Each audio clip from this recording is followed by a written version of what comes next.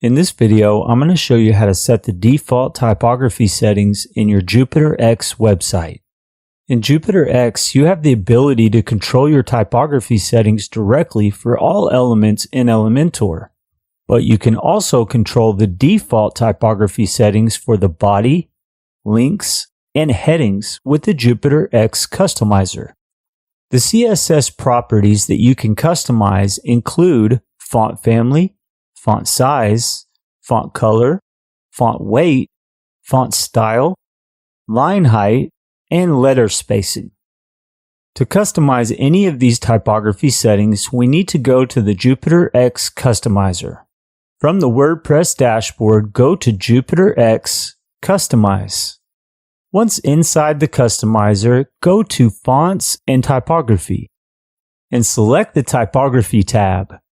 Then decide which element that you want to edit and click Customize. Inside each tab, you will find the specific CSS properties related to the settings for the element that you want to customize. After you have fully customized the settings, close the Elements option panel and publish the changes. Hopefully this video helped. Thanks for watching. Cheers!